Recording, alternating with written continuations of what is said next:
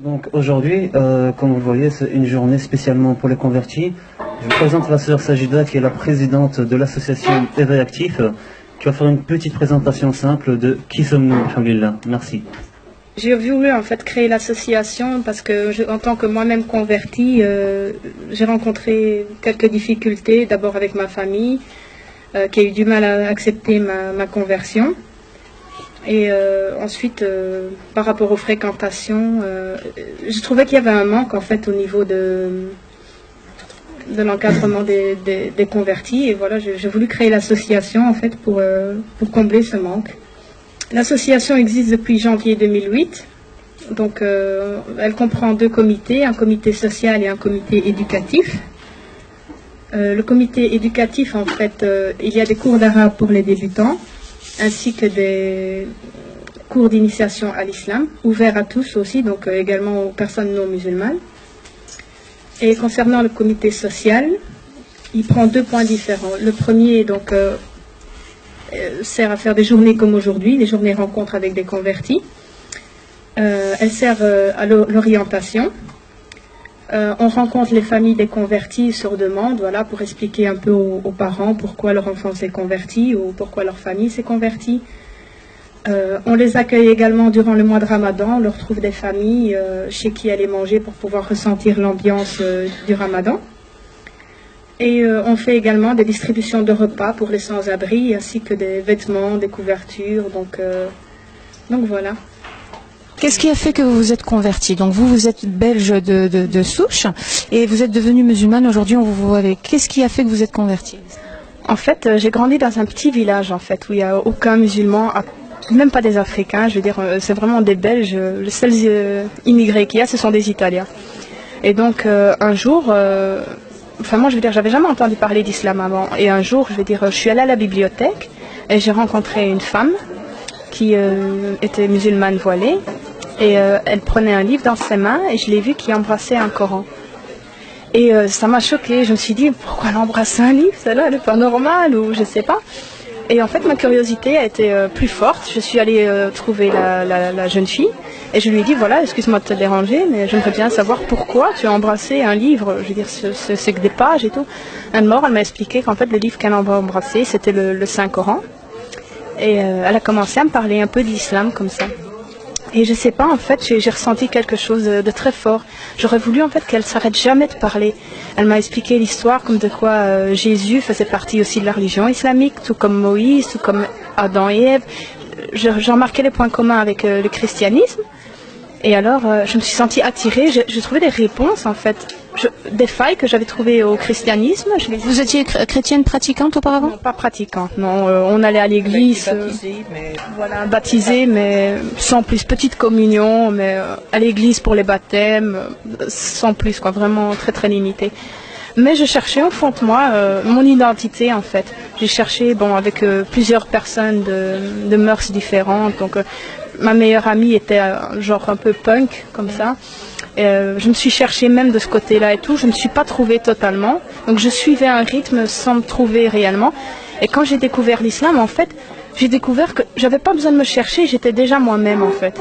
Et j'ai voulu en savoir plus. Elle m'a parlé pendant quelques heures.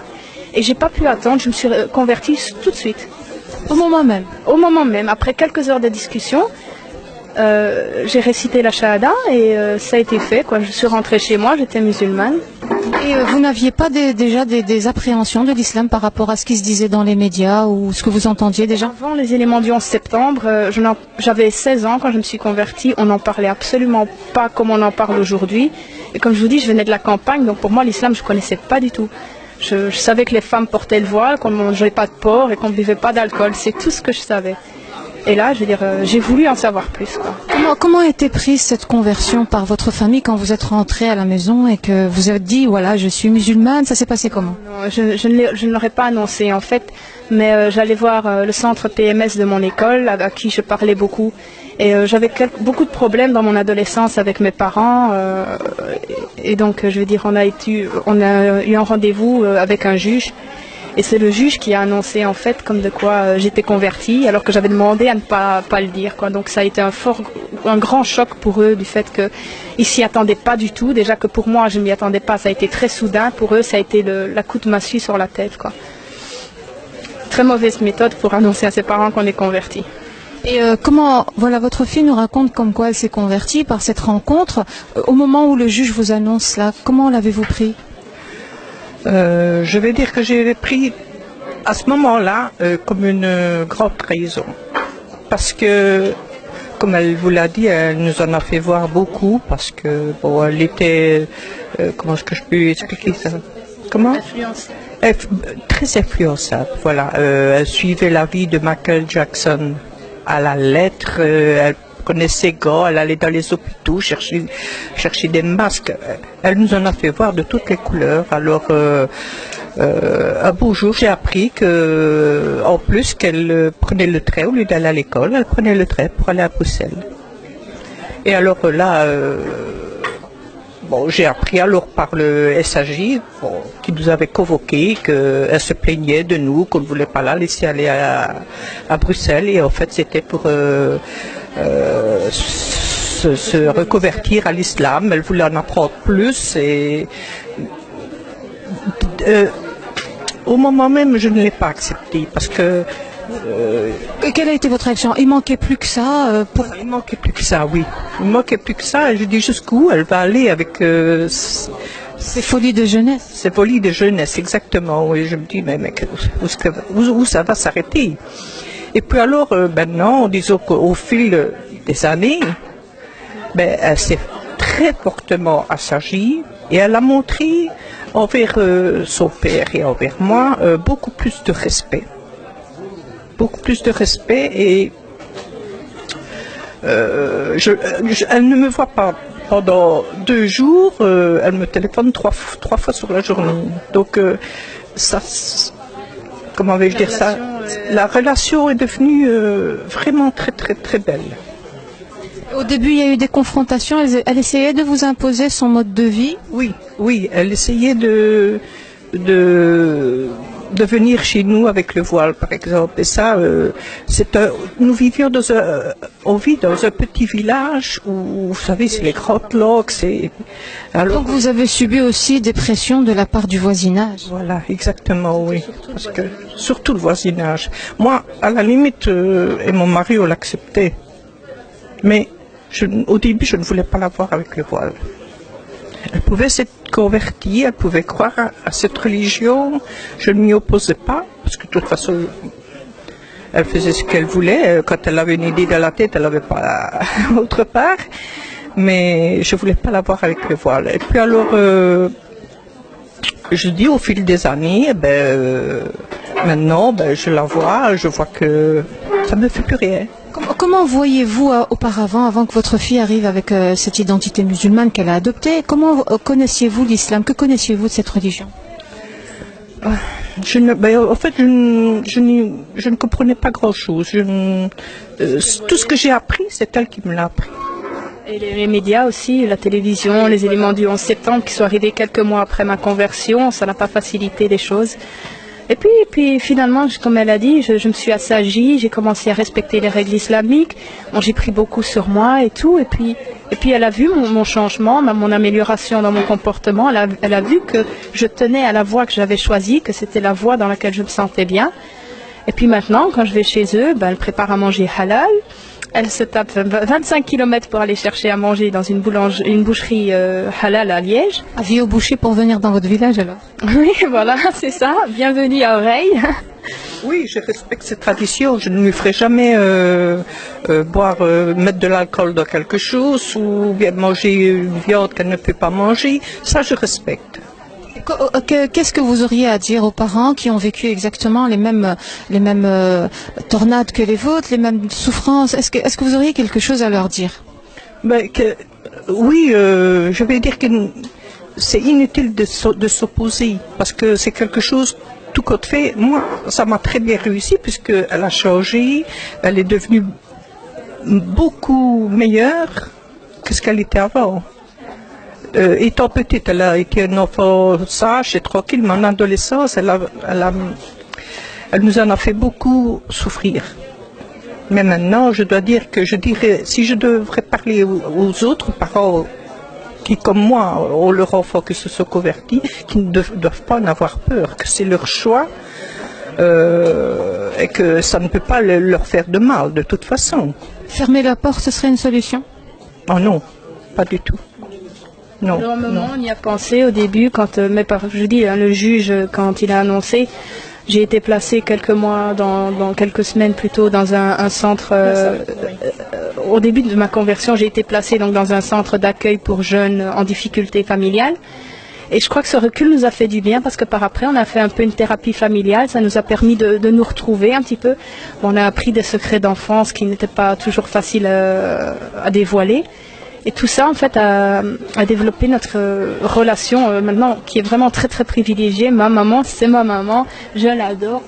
Et je l'échangerai pour rien au monde. C'est pour moi la meilleure des mamans qu'on puisse avoir dans la vie. Une petite question peut-être indiscrète, est-ce que vous êtes mariée? Oui, je suis mariée, j'ai un petit bébé et un deuxième dans le tiroir. Alors, le petit enfant? C'est merveilleux. Parce que j'en ai... Excusez-moi, je suis émue. J'en ai 12 en tout. Donc, ce petit être qui va naître maintenant, plus au petit garçon, c'est la joie. C'est la joie. La relation qu'elle a avec mon fils est beaucoup plus forte que celle qu'elle a avec ses autres petits-enfants. Les frères et sœurs dans l'histoire, est-ce qu'ils se sont opposés? Quel a été leur comportement? Je dirais plus de l'indifférence. Je crois que ma petite sœur, qui a un caractère assez fort, accepte vraiment parce que voilà, elle n'a pas le choix aussi, mais elle veut même pas en parler. On n'en parle pas en fait. Il me pose pas de questions. Au début, oui, mais c'était par pique en fait. Oui, voilà, pourquoi vous les musulmans vous faites ça? J'ai eu quelques prises avec Muriel aussi, mais je veux dire, c'était au début. Maintenant, je veux dire. Ils l'ont tous maintenant accepté par rapport au début. Au début, ben, c'était tabou comment vais-je dire, donc on l'agressait. On l'agressait parce qu'on dit, mais pourquoi est-ce que tu as été te mettre dans... Parce qu'il faut se dire on nous en parlait, mais pas en bien. Vous n'avez pas été... On parlait presque d'une secte, vous comprenez? Pouvons-nous dire qu'en tant que parents, vous ne vous trouvez pas d'institution qui puisse vous cadrer pour vous expliquer ce qui se passe dans cette communauté musulmane et pourquoi cette approche à l'islam? Elle habitait à la campagne. Donc, voilà, oui. La campagne, je veux dire, il y a rien, il y a même pas, il y a à peine une école, je veux dire, c'est tout quoi. C'est très strict et tout le monde se connaît. Je ne connais même pas dans tous nos villages qu'il y a.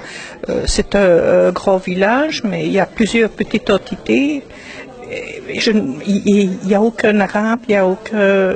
Si on commence, il y a. Comment? Même des Africains, il n'y en a pas, je veux dire, pourtant. Il n'y en a pas du tout. Donc, pour nous, je dis, ça a vraiment été un coup très dur. Très dur. Mais maintenant, quand je vois à quel point elle est heureuse. Alors, les gens qui ne connaissent pas l'islam et qui ne sont pas proches de l'islam spécifiquement, qu'est-ce que vous avez à leur dire sur cette religion et cette approche de l'islam que vous avez eue? Je ne sais pas si je serais bien placée assez pour en parler parce que je n'en parle jamais avec Cindy. On en parle rarement.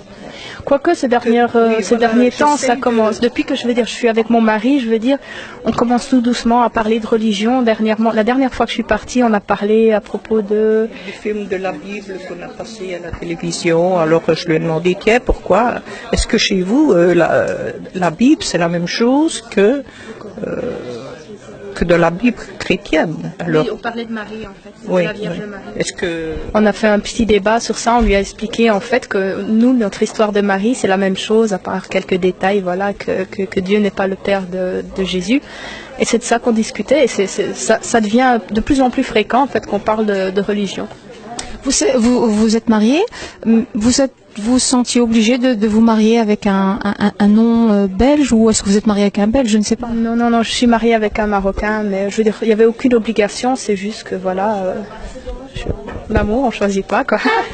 C'est venu, je veux dire, voilà, ça aurait été un belge, ça aurait été la même chose, mais Alors les filles qui ont suivi votre parcours, un parcours parallèle, qui ont des difficultés, qu'est-ce que vous auriez, vous, en tant que convertie, à leur donner? C'est justement pour ça que j'ai créé l'association. C'est pour éviter que des histoires comme la mienne se reproduisent.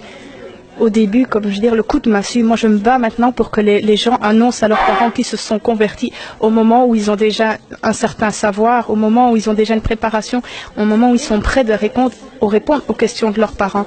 C'est pas, moi je regrette la façon dont j'ai annoncé où on a annoncé à mes parents. Si j'étais à recommencer, je lui expliquerais avant pourquoi je me suis convertie, je leur ai expliqué pourquoi mes choix, pourquoi. Et donc les conseils que je devrais donner aux jeunes qui se convertissent, c'est patienter.